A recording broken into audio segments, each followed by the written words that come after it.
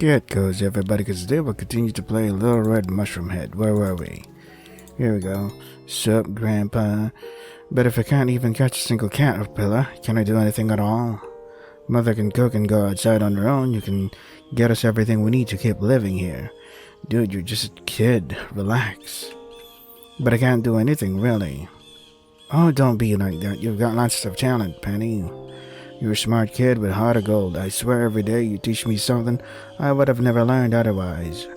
Not many girls your age have the skills you do. You can read, write, draw, so I could go on. You know how many adults there are who can't do any of that? I would know. I'm one of them. Yeah, it's funny because the adults that can't do that shit keep increasing every year because they're fucking dumb. You can read and write. Hardly. I'm losing skills with age, kiddo, but you keep me feeling spry. You're still really young, Penny. You've got an entire lifetime to learn how to improve at things. If you want to grow up to be a huntsman, then don't let anything stop you, got it? But don't feel like you have to become one just because it's what Grandpa does. Okay, I understand. There we go, that's my girl. Now head on inside. I'll follow you in a sec and we can have dinner. Okay. Thanks, Grandpa. Things didn't turn out how I thought they would, but I still had fun today. Grandpa? And he disappeared just like that. Where did you go? Like literally? After that, he just disappeared? Okay. It was just a dream. Oh, wait, where's her mushroom head? This game lied, boo. This isn't little red mushroom head. This is just little red mushroomless head. Penelope frowns, rubbing her bleary eyes to rid of them tears. She stares down at the slimy lump of meat she's forced to call a blanket and rips it off her body with force. Why does this spot have to be real? Tears threaten to spill again. Now that she's awake, she's painfully aware of every rotten sensation against her skin.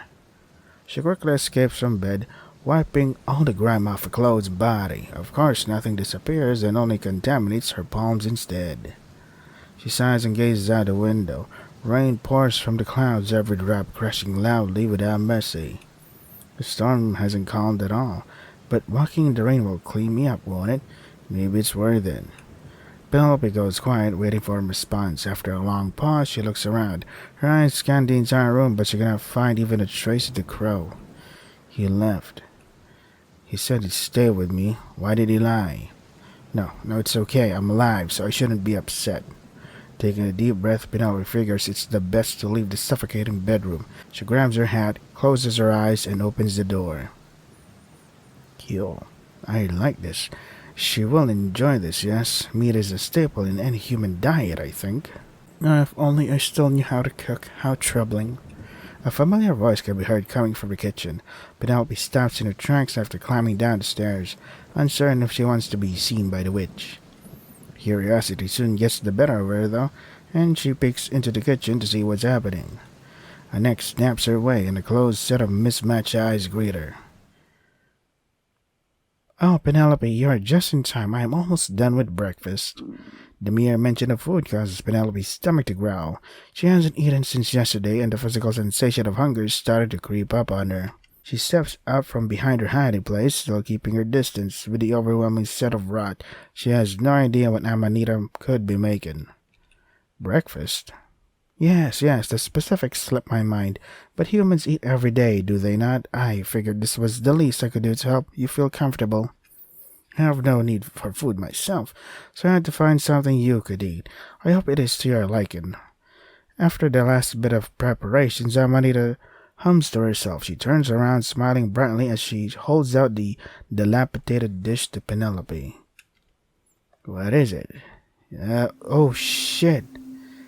Did you just kill the crow? It is fresh crow. Would you care to try it?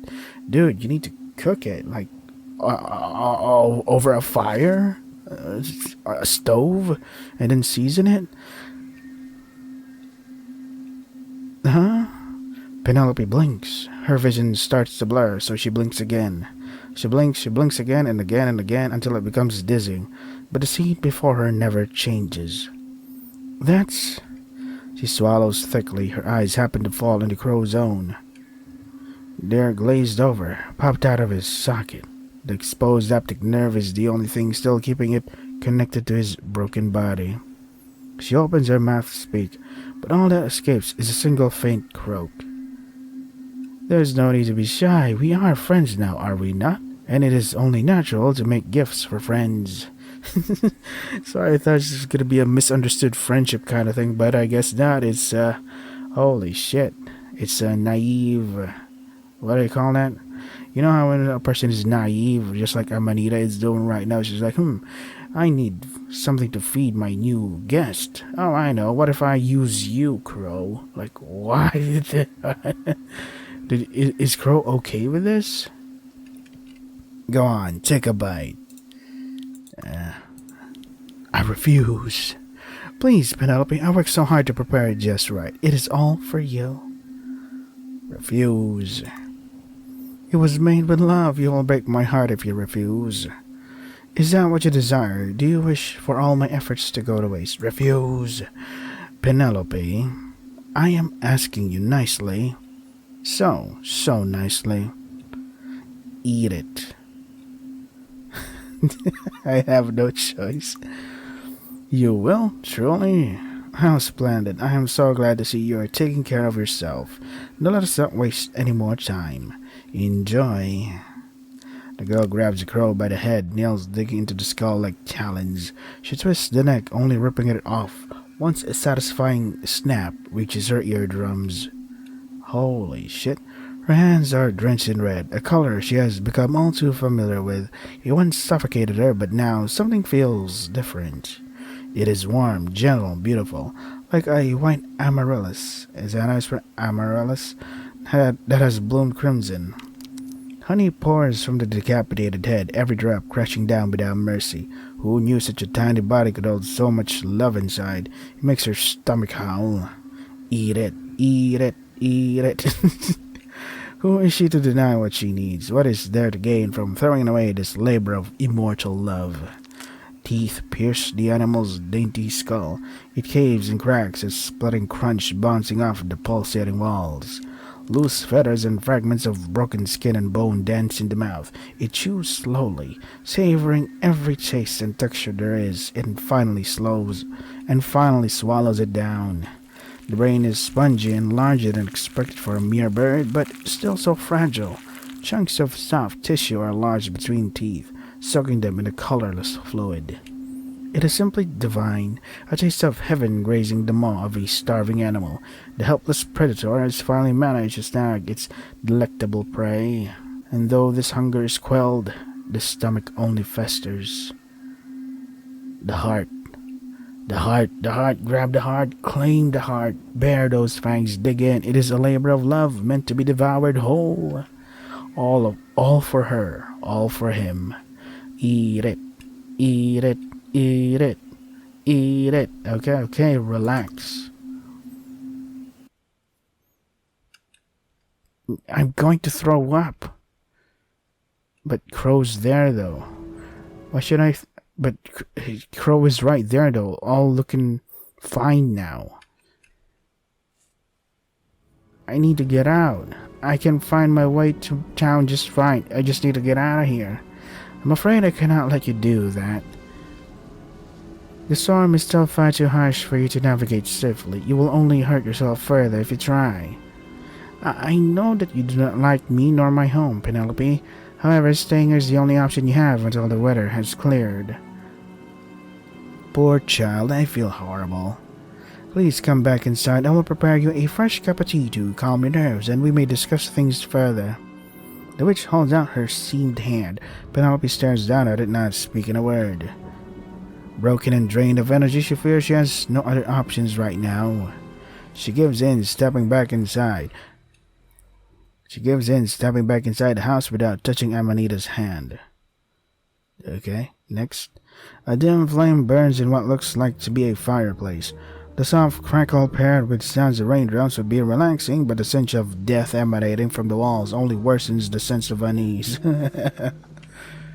Here is your tea, Penelope. It is still hot, so be careful. Penelope takes the cup, although it's slightly chipped in some places. It's the only thing she has seen and felt in this house that isn't consumed by decay. She grazes her thumbs along the outside, finding comfort in the familiar texture. She breathes deeply, her eyes locked on the settled reflection in the liquid.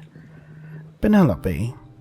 Amarita, now seated, speaks to the girl in a gentle voice. Her fingers tap the surface of her own teacup at a rhythmic pace. I know there's not much to do here, but you are more than welcome to treat this place as you would your own home. Yeah, right. How the hell am I supposed to navigate here if everything's made out of flesh and guts? Amanita's shoulders lower instinctively as she sighs. I suppose it is hard when you're not used to living conditions such as these. I apologize. Yeah, no shit. I understand you do not wish to stay here, but I hope you understand why I cannot let you leave right now. The forest can be a dangerous place for humans to navigate alone. I am sure I do not need to explain that to you. You have lived here your whole life, yes? And with a storm as violent as this one, I fear that you may get hurt or worse, die. This home is the only shelter for kilometers. Unless you yearn for death, this is your only option. Even your own home is too far to traverse safely. Penelope, you do not yearn for death, do you? You are quite young for a human, so it would be ridiculous for you to. Oh, what am I talking about? I am making assumptions. It is just that I worry for you. I will not let you leave until the conditions are right, so please do not try.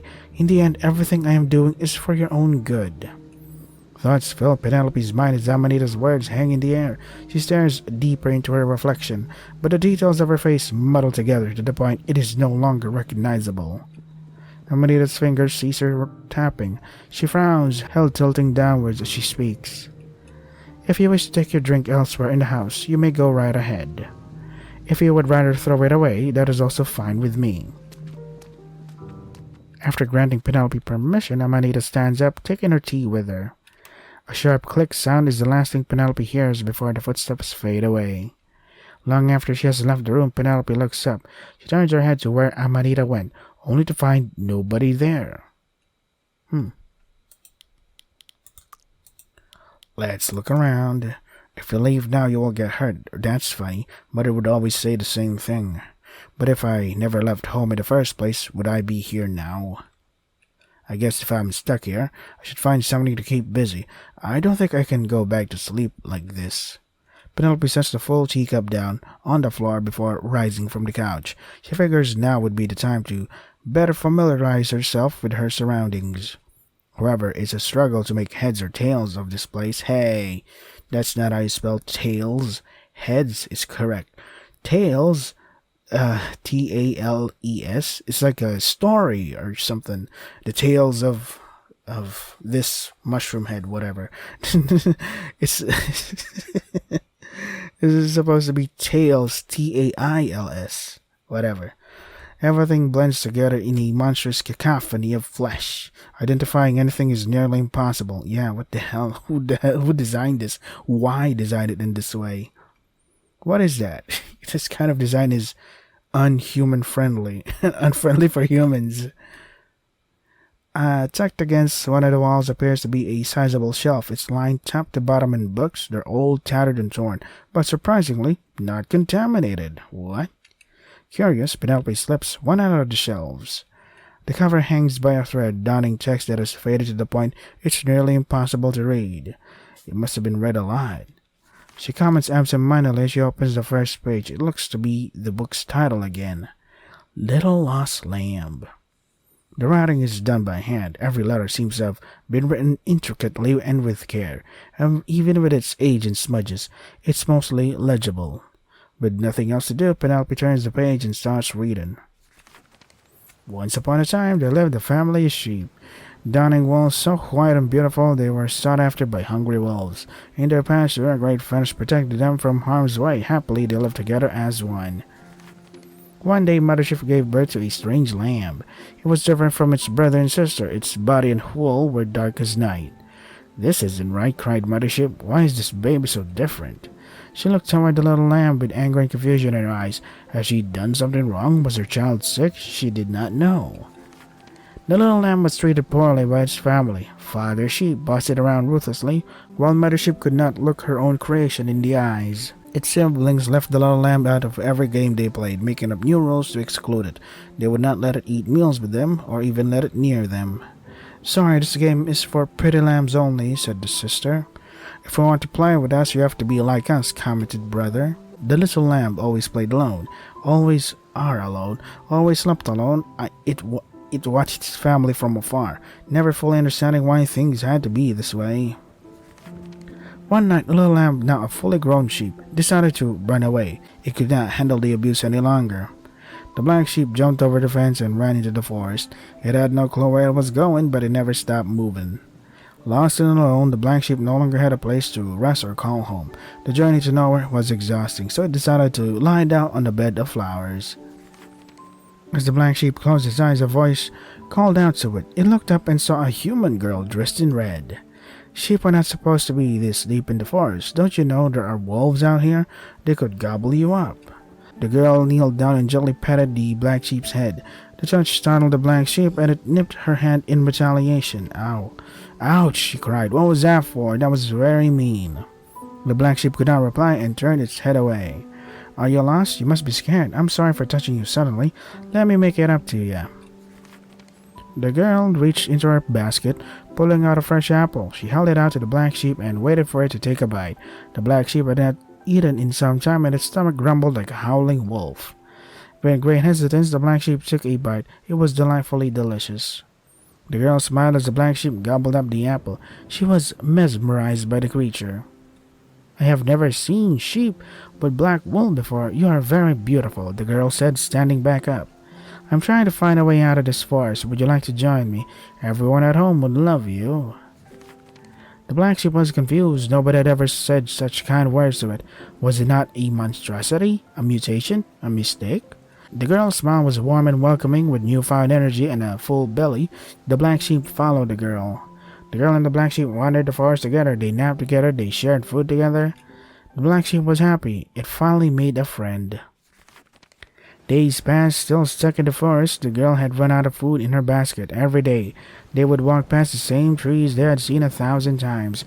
It seemed there was no way out of this forest, and thank goodness the wool still hasn't covered up the whole face of the black sheep. Were they designed to grow their wools quickly or something like that? The girl and the black sheep took a break under a particularly large tree.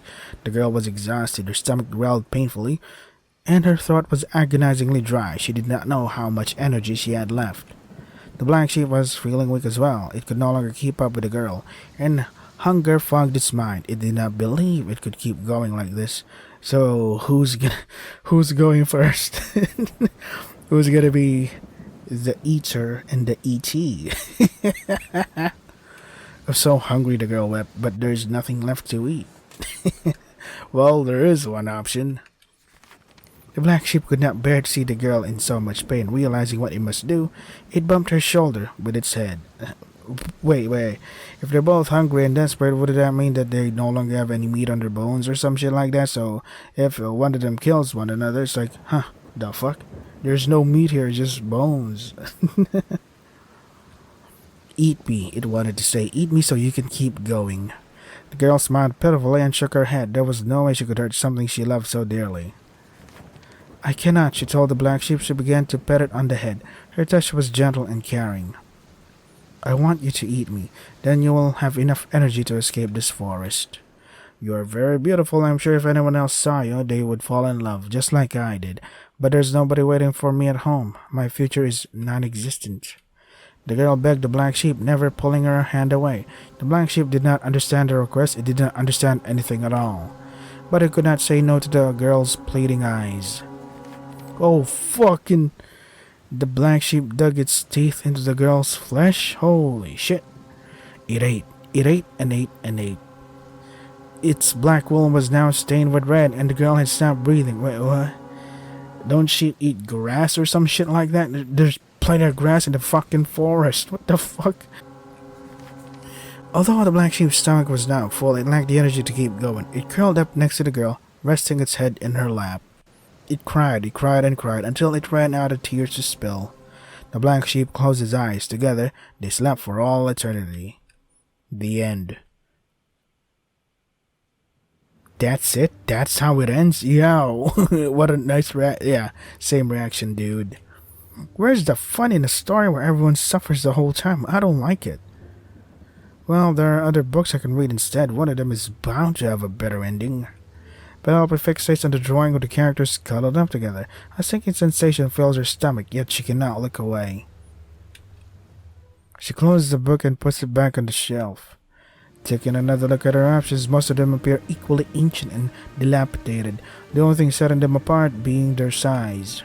Her fingers land on a book unlike the rest. A crimson gooey mass covers part of the binding, as if being taken over by decay.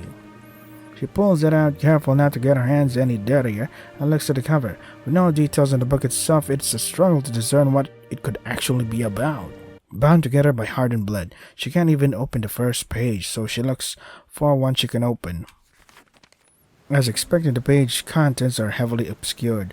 Although the handwriting seems neat, the smudges and decay make it difficult to discern. My work has humans in this town are not aware this way. I revive beauty in whatever. There is a problem. There is a something woman who can something. She appeared from somewhere and she something to me like she did everyone else. How? What? When I something her, she did not. She continued, I did not. She sat in front of my something. She was waiting for an opportunity to. As expected, something cannot be reasoned with. She something again today. She said something and handed me this drawing. She claimed to something the flowers to my home. Had never seen something so. Is this one even meant to be a story? I can't read a lot of these words. It's so hard to tell. Maybe we can ask Amanita about it. She wouldn't mind, would she? Something tells me this story doesn't have a happy ending either, though. At least the drawing is pretty. Penelope flips to another page. Roughly halfway through the book, it appears to be more of the same, however, as most of the words are completely illegible and contaminated. Well, this drawing is also nice. I wonder why it isn't so dirty. Something raging storm, she came to town, she always did, apparently she came to me. She only wanted to return to her home. I do not know why it is, but I felt something in my chest. Her leaving did not sit right with me. I her in. She asked, join her. She said, enough room for something. I did not something sleep soundly in the company of another. It is wrong, but another happen again. I would not be opposed. If she were to learn something, would she still be okay? I get the feeling I shouldn't be reading this. It's not very entertaining anyway. Yeah. She says as her thumb continues to graze the unruly pages. She skims through a few entries, but they all appear to be more of the same. Just as she's about to give up, she lands on something odd. At a glance, it all appears empty. No charming drawings, no walls of clouded text, no pulp stuck to the edges or bleeding into the sheet. She initially assumes it's just an unused page, but residing in the center of the page, there sits a single sentence composed of trembling letters. I was found out. She rereads the sentence, but she doesn't gain anything from it. When she rereads it again, nothing changes. She blinks, but it doesn't do anything. She could ask Amanita, but she's not convinced she wants to in the first place. I don't want to read this anymore. Yeah. Is something the matter, Penelope? Yeah. The sudden voice causes Penelope to jump. In a panic haste, she shoves the book back into the shelf without thought. She turns around, taking a step back when she sees Amanita suddenly in front of her. Where did you come from? Why, I live here, remember, silly child. I see you have found my personal library. How delightful, but what is it you were reading that made you frown so sadly? Rest assured, I only collect happy stories. The witch steps beside Penelope, carefully picking out the book Penelope so hastily crammed into the shelves. Amanita sighs, murmuring something to herself before speaking louder. Oh dear, this one should not be here at all. How clumsy of me. It is unfit for the eyes of a child. She turns to Penelope with a nebulous smile on her face. Her words come off stilted and unnatural. You did not see anything unfortunate in this book, did you? That's Penelope hesitates, her brain cycles through countless responses all at once, yet nothing can escape her lips. Amanita huffs a wavering breath. A faint trace of sweat trickles down the right side of her face. So you did. What a shame. Perhaps I should have watched you more carefully. Living in a house like this is already troubling enough for a human. Shall I find you a more appropriate book to read? Here, allow me to... Did you write that? The question cuts Amanita and bounces off the walls, leaving behind a comfortless silence. Her mouth hangs open, unmoving. I mean, I couldn't read a lot, but the mention of humans made me wonder if maybe it was, Penelope's question trails off as she doubts her own words. Her eyes dart along the room, hoping to look anywhere that is Amanita's uncanny expression. It's just, people don't talk about others like that, and you're not human yourself, so... That is enough. Here, you may read this book instead and go back to your room. I would like some time to clean up. Amanita takes another book from the shelves. It's the same one Penelope read earlier. I will prepare you something else to eat come nightfall, so please wait in your room until then. Do you understand, Penelope? I don't want to do that. I do not want this either, but this is the way things have to be. Please go upstairs. I would hate for you to see something unpleasant. As if I've seen anything As if I've seen anything pleasant since coming here. Despite having no interest in the book, Penelope accepts it and slowly trudges up the stairs without another word. Something in her heart tells her that it would be worse to try and speak. Not quite ready to fall into her guts-ridden bed, Penelope first heads to the window. As expected, the storm hasn't calmed in the slightest. The clouds cover the sky, the sun hardly has a chance to shine. Are you okay, Penelope? Wait, what? What the hell? Why are you still alive? Crow, you're still here? In the flesh. That's a bad joke. Is it now? Oh, you'll have to forgive me, kid. I'm just an old man trying to lighten the mood. Yep, that's Grandpa. Penelope's eyebrows furrow. The sorrow on her face shifts into something else entirely. You're not an old man, you're a crow. What could be done to lighten the mood right now? I can't leave this place. I haven't eaten since yesterday. I'm trapped with a witch who insists she's trying to help me. But what kind of help is this? A cup of tea doesn't fill an empty stomach. A book about a dead sheep doesn't give me any hope. A house of flesh doesn't make me feel welcomed. It makes me want to vomit. I can't stand it anymore. Either let me out of here or just finish me off. Penny, you know both those requests aren't... I never said you could call me that. You and Amanita are just assuming what's good for me, but neither of you know anything about me. I'm supposed to just accept this? I'm supposed to be just happy? What if the storm never ends? What if she never lets me leave? What if she never has the decency to even eat me? Should I just let this all happen because I'm a child? Penelope, you lied to me. You told me you would watch over me, but when I woke up, you were gone. Why? Why didn't you say anything? And until now, you didn't say anything either. You didn't care. I'm scared. I've lost everything. You're the only one I can talk to right now, but I can't even tell if you're trying to help me out or not. If you're just trying to torture me, at least be honest. I can't hold on to fake hope any longer. The crow is completely still. His clouded eyes are cast down, seemingly in regret. Penelope's words hang in the air. The silence feels more deafening than ever. With a heavy and frustrated sigh, she throws the book aside with force. She wipes the tears from her eyes, only for them to immediately be replaced. Her lip quivers as she weeps, and she sits on the rotten bed in defeat. The crow flies atop the bed, standing beside her. She doesn't dare spare him a glance. You're right. I did lie. I did leave you. That is entirely my own fault. I wish to help Amanita find and prepare food for you to eat, but I see that was a disaster. Penelope's hands ball into fists as she lets out another trembling breath. And after? Well, I haven't an excuse to give. Not one that you'll like, at least. I believe that to be a time for bonding between you two, without my intervention. I was wrong. That excuse is awful. I've only wanted to see you escape Rochelle, kiddo. Perhaps I got you wrapped up in that idea. If you'll still allow me to, I'll keep that promise I made to you. I will watch over you and ensure you are safe. There's not much a mere crow can do, but there is plenty he can try. And this old man will try his darnest. If he messes up, go ahead and yell at him with all your might again. Letting out anger can heal the soul, you know. Penelope finally looks at the crow, his expression tough to read, but his voice exudes sincerity. Although she cannot bring herself to smile, her tears start to slow. She wipes her eyes once again. Do you promise? On my life, kiddo. So I can kill you if you lie? When did you get so violent, huh? That's not like you. But if you feel that's a fitting punishment, you're free to try. Okay, I won't. I just wanted to make sure you were serious. But I'll definitely get mad at you if you do that again. I hear ya. Something about the crow's words feel off. Although reassuring, they twist Penelope's heart in a way she hasn't felt in some time. She has to wonder if this whole situation is simply making her go crazy. Hey, Crow. Yes, kiddo? What about Amanita? What about her?